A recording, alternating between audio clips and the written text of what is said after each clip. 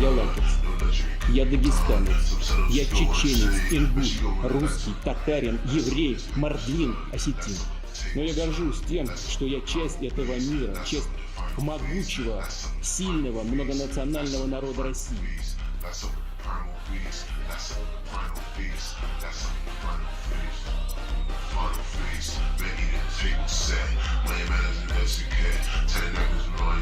Кубань видела нацистов 80 лет назад.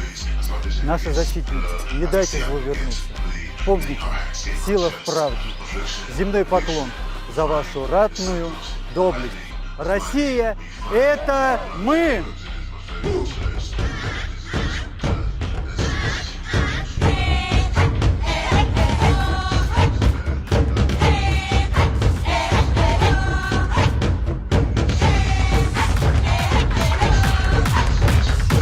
Холодный Ямал шлет самые теплые пожелания российским бойцам. Мы самые сильные и смелые. Победа будет за нами. Мы – часть могучего, сильного и многонационального народа России. Мы едины.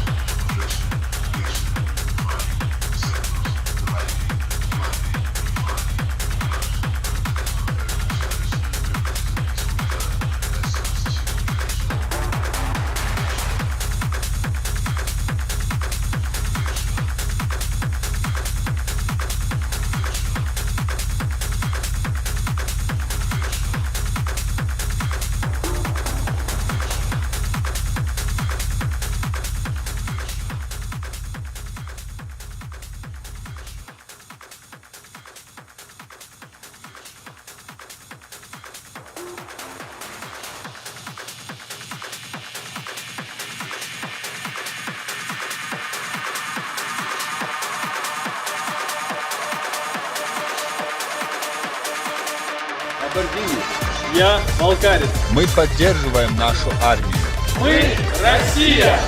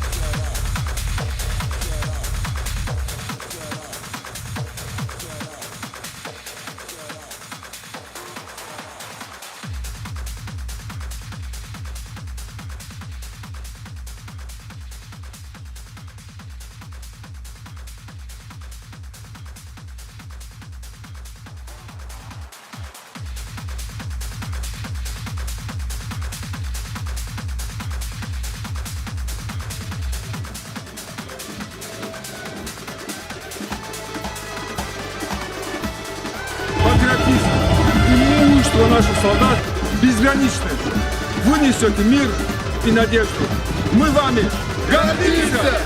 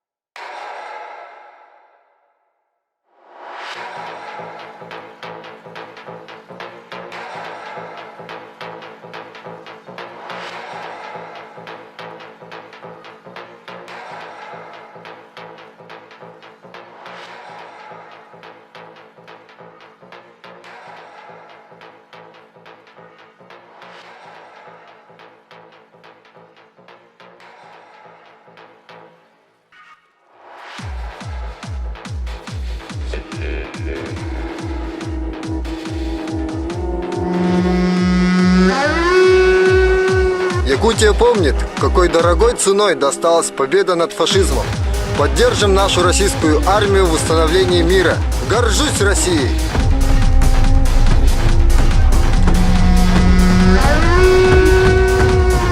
Россия! Это мы! Луй! Айхал!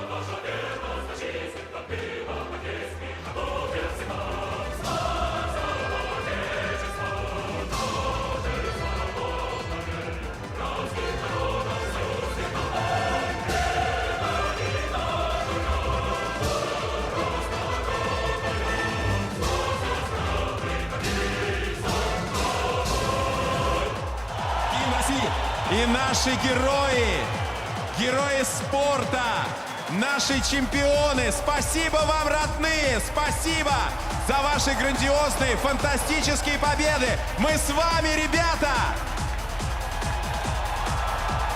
Всем нашим соотечественникам сегодня не безразлична та ситуация, которая происходит в мире.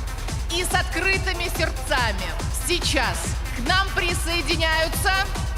Народный артист России, художественный руководитель Московского театра Олега Табакова Владимир Машков. И народный артист России, депутат Государственной Думы Дмитрий Певцов.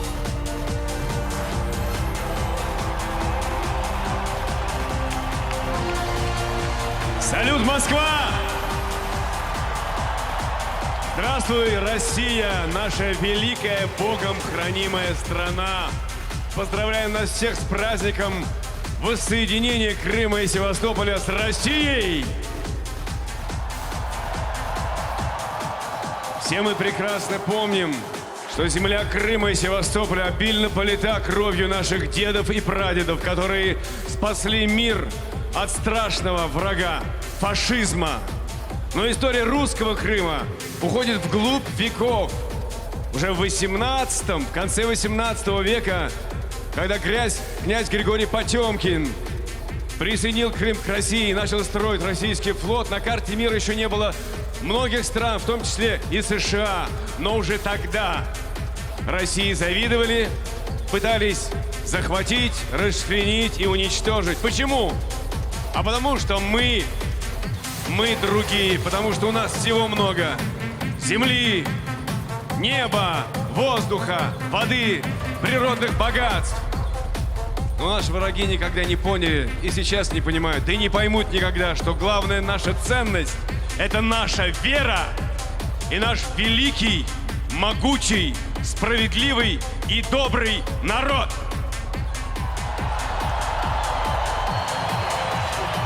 Здесь сейчас очень много молодежи.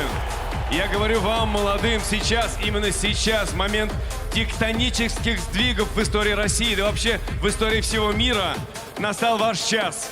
Именно сейчас вы можете применить свои силы, свою любовь, свои идеи и сделать Россию еще более сильной, еще более богатой, еще более красивой страной. Вместе мы победим. Я знаю, что придет день, и на главной площади нашей страны пройдет новый парад, где плечом к плечу мы будем вместе, русские, украинцы, белорусы, весь наш многонациональный российский народ. И эта победа будет нашей победой. С Божьей помощью мы победим!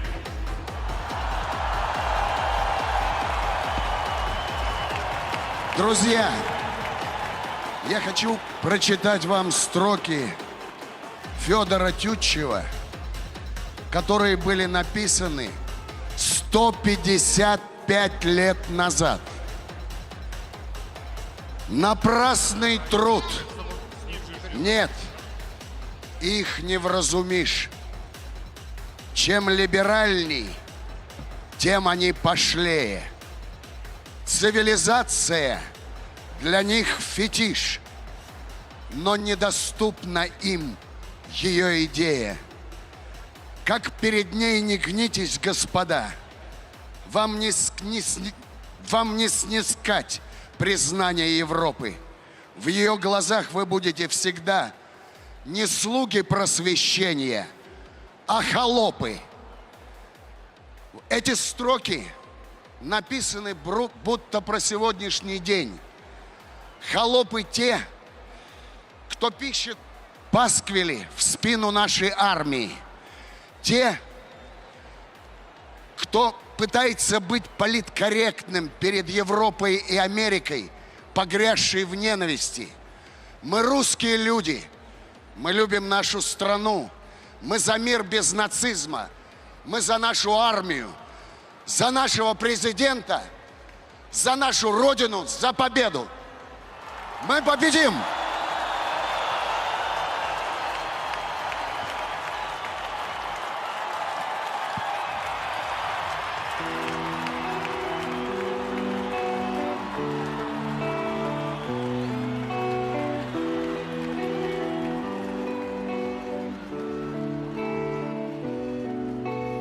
Песен еще не написанных сколько? Скажи, кукушка, пропой. В городе мне жить или на выселках камнем лежать, или гореть звездой, звездой. Солнце мое, взгляни на меня. Моя ладонь превратилась в кулак. Если есть порох, дай огня.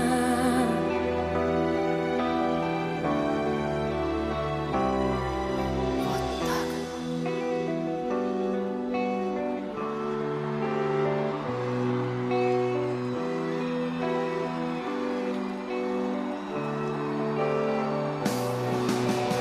Кто пойдет по следу одинокому? Сильные да смелые головы сложили в поле, в бою. Мало кто остался в светлой памяти, в трезвом уме, да с твердой рукой в строю, в строю. Солнце мое, взгляни на меня. Моя ладонь превратилась в кулак.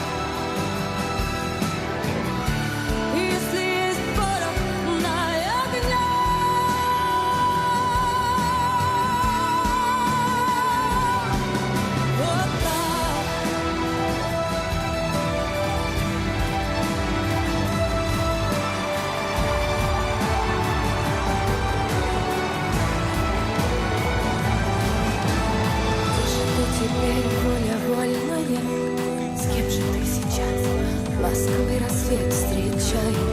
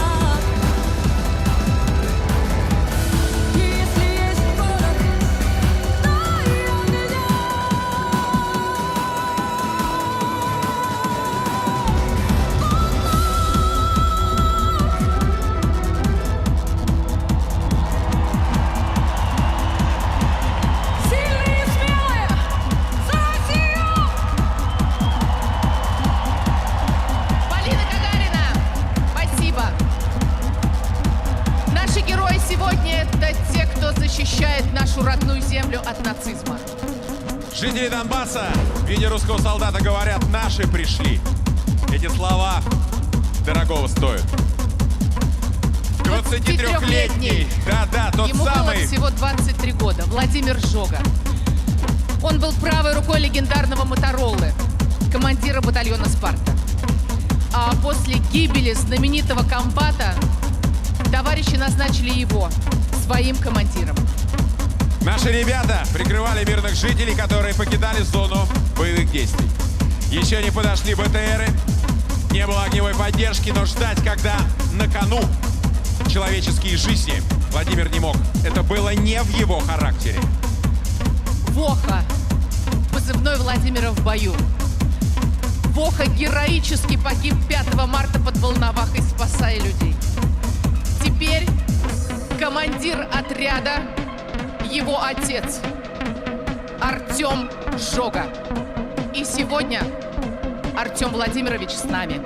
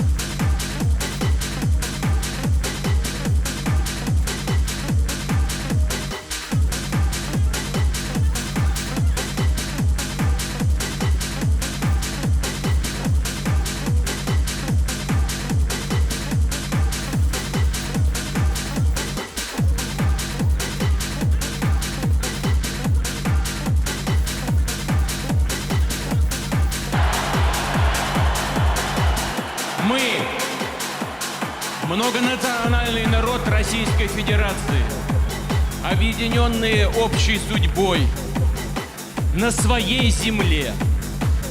Это первые строчки основного закона России, Конституции. И каждое слово наполнено глубоким смыслом, имеет огромное значение. На своей земле, объединенные общей судьбой, так наверняка думали. И этим руководствовались люди, когда шли на референдум в Крыму и Севастополе 18 марта 2014 года. Они жили и живут на своей земле. И хотели жить общей судьбой со своей исторической родиной, с Россией. Они имели на это полное право и достигли своей цели. Поздравим прежде всего их с праздником. Это их праздник. Поздравляем!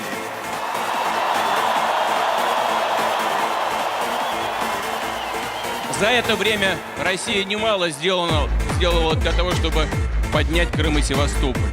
Нужно было сделать вещи, которые не видны сразу невооруженным взглядом. Они носят фундаментальный характер. Газоснабжение, энергоснабжение, коммуналка, восстановление дорожной сети, строительство новых дорог, магистралей и новых мостовых переходов. Нужно было вытащить Крым из той унизительной позиции, из того унизительного состояния, в которое Крым и Севастополь были погружены, когда находились в составе другого государства, и которое финансировало эти территории по так называемому остаточному принципу. Но дело не только в этом. Дело в том, что мы знаем, что надо делать дальше, как надо делать дальше, за счет чего. И мы обязательно реализуем все намеченные планы.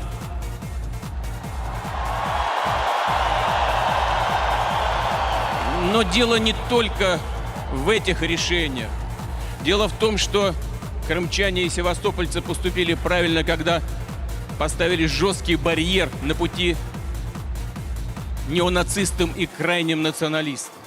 Потому что то, что происходило на других территориях и происходит до сих пор, лучшее тому подтверждение. Люди, которые проживали и проживают на Донбассе, также не согласились с этим государственным переворотом. Против них тут же были организованы карательные военные операции. И не одна. Их тут же погрузили в блокаду, подвергли систематическим обстрелам из пушек, наносили удары авиации. Вот это все и есть то, что называется геноцид. Именно избавить людей от этих страданий, от этого геноцида является основной, главной причиной, побудительным мотивом и целью военной операции, которую мы начали на Донбассе и на Украине. Именно в этом цель. И здесь, вы знаете, мне приходят в голову слова из Священного Писания. Нет больше любви, как если бы кто-то отдал душу свою за друзей своих.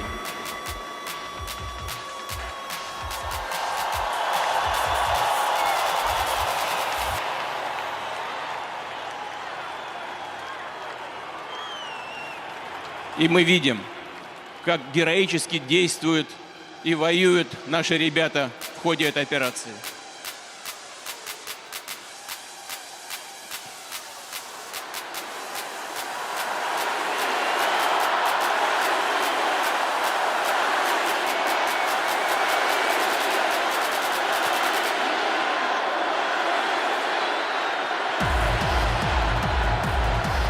Эти слова из Священного Писания христианства, из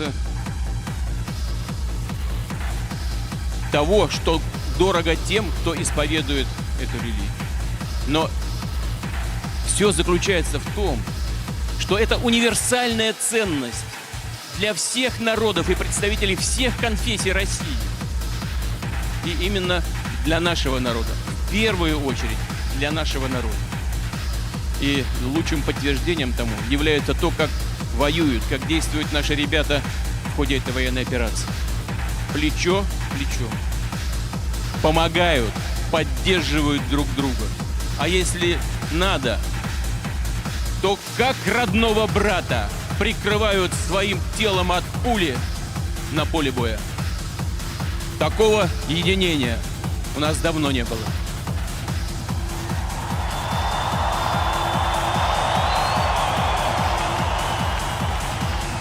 Так получилось, что начало операции совпало, совершенно случайно совпало с днем рождения одного из наших выдающихся военно...